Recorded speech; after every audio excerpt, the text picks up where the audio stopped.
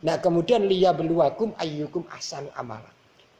Dari sesuatu yang gaib ini untuk menguji siapa di antara kalian yang ahsanu amala. Ini butuh tafsirnya. Kenapa menggunakan ahsanu amala? Sebaik-baik amal. Kok tidak aksaru amala? Sebanyak-banyak amal. Padahal manusia itu mikirnya semakin akeh beramal itu semakin banyak pahala. Nggih napa mboten? Nggih. Tapi di sini Allah itu menyebutkan ahsanu amala.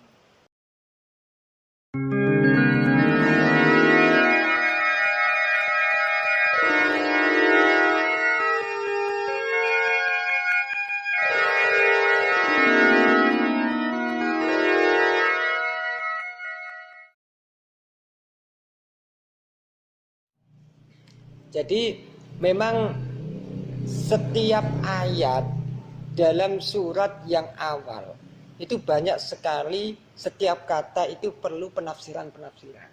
Kenapa? Karena ayatnya itu banyak yang bersifat analogi. Ini salah satu contohnya ya di surat Hud ini, termasuk ayat ke-6 dan ke-7. Yang ke-6 ini tadi sudah kita jelaskan. Wa ma min dabbatin fil ardi illa 'alallahi rizquha. Dabbah Gusti Allah itu menganalogikan binatang melata.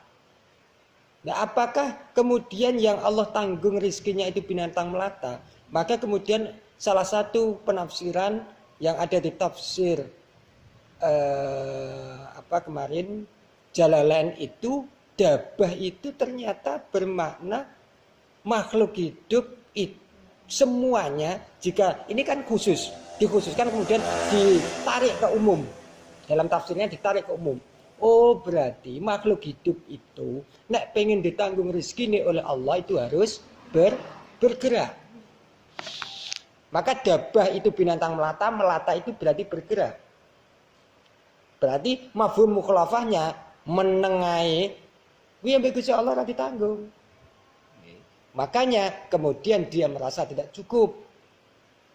Mulane nek menungso iku urip karo Gusti Allah harapane itu disuruh untuk bergerak. Bergerak artinya ikhtiar. Titik sampai di situ nggih keterangannya. Kemudian bergerak ini orang berpikir ya menggunakan akalnya, berarti semakin banyak bergerak itu semakin banyak yang diperoleh. Boleh kalau itu masih di ranah rumus. Rumus secara umum. Wong kon bergerak maka Allah ngasih rezeki. Nek pergerakan iki males-malesan rezekine saithik. Mergawene ra tenanan, mesti oleh saithik. Sing mergawene tenanan oleh akeh. Nek itu hanya di ranah rumus, masih oke menurut Allah, menurut Al-Qur'an, menurut hadis. Tapi kok kemudian itu diyakini bahwa ikhtiar itu berbanding lurus dengan hasil ngose. Terus Gusti Allah. Apalagi kok dipastikan sapa gelem ikhtiar, nek ikhtiari tenanan pasti oleh gak karuan, malah dipastikan bisa. Ngose nek Gusti Allah gak oleh model ngono. Karena apa? Engko kemudian ranah Gusti Allah kuwi manusia sing ngadili. Nek wis koyo ngono kuwi, nggih ta? Berarti nanti gak ada fungsi sifat Allah Maha Kuasa. Tapi nek selagi dari rumus, saya ulangi lagi tidak ada masalah. Ikhtiar itu perintah, semakin banyak ikhtiar semakin banyak yang dia dapat. Titik rumus. Berarti secara umum rumusnya seperti itu. Tapi diyakini bahwa nek ikhtiar kemudian tenanan serius pasti oleh akeh, dipastikan oleh akeh. Iku berarti mengabaikan Allah. Mergo sing ngekeki kuwi Gusti, ya iku hak Gusti Allah. Nek dia berkeyakinan pasti dapat akeh nek ikhtiar tenanan. Berarti dia itu sama dengan mengurangi hak-haknya Allah. Allah itu punya hak prerogatif kayak presiden. Jadi itu haknya Allah. Ojo sampai kita nerjang no hak Gusti Allah. Itu tafsir dari dabbah. Yang kedua, di sini disebutkan ayat ke-7. Satu kalimatnya, wa huwallazi khalaqas samawati wal arda fi sittati ayyam. Dan Allah, dia Allah menciptakan langit dan bumi di dalam 6 hari. Timbul pertanyaan, kok 6 Pak? Padahal dalam 1 minggu ada 7. Atau mungkin kok terus membayangkan, kok 29 Pak, 1 bulan kan ada 30. Kok 11 Pak, 1 tahun kan ada 12 bulan. Maka kemudian harus dibuatkan analogi. Saya buatkan analogi tadi. Saya ketemu teman saya Januari 2019. Saya ditanya teman saya, jenengan sudah punya anak? Sampun. Kelahirannya Desember kemarin 2018. Langsung teman saya nyeletuk, loh wis 2 tahun lah anu umure. 2 tahun kondi. Kan ngaten nggih pertanyaane. 2 tahun kondi wong 2018 Desember ku lagi lahir, aku ketemu koncoku Januari 2019. Kan lagi 2 bulan, tapi koncoku ngarani wis 2 tahun. Nah, ini yang dimaksud visit tadi ayam. Padha mek jam kerja tadi. Jam kerja tadi sudah kita bahas visit tadi ayam. Itu tafsir yang pertama nggih visit tadi ayam. Ada yang mengatakan visit tadi ayam itu masa.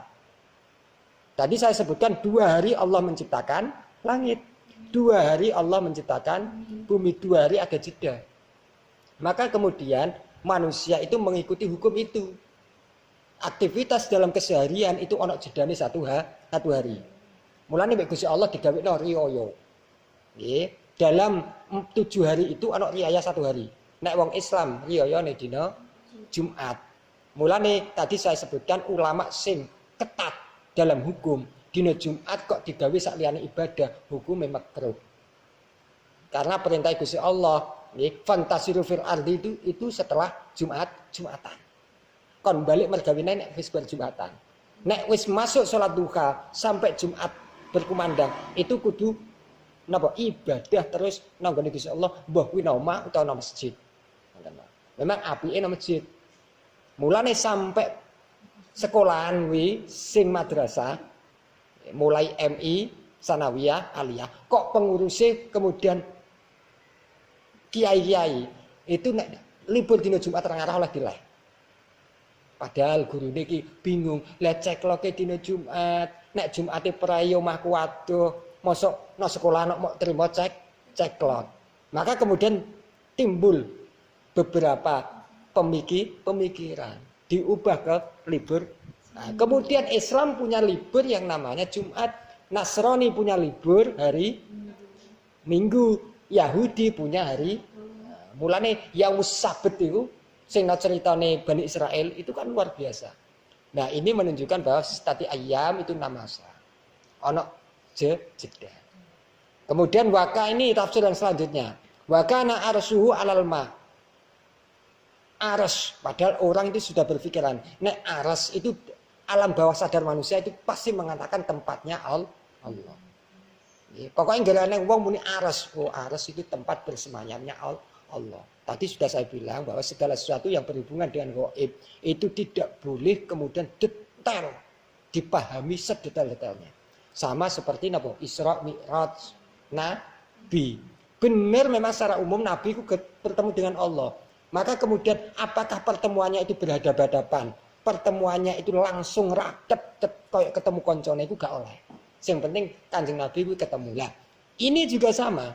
Yang dimaksud arsyu itu adalah singgasana. Apakah ketika saya mengatakan presiden menempati singgasana, apakah kemudian presiden itu duduk di singgasana? Enggak kan nggih? Jadi kalau saya mengatakan raja itu bertempat di singgasana, ora berarti kemudian raja kuwi lungguh nang singgasana. Gusti Allah juga gitu. Ketika saya berkata bahwa arsyuhu singgasana Allah, apakah Allah duduk di situ? Tidak juga. Maka kemudian ada kalimat alal ma, di atas air. Air itu semua tafsir di semua ayat itu mengatakan apa? Kehidupan. Alal ma. Jadi karena makhluk hidup itu kebutuhan paling pokok itu ada air.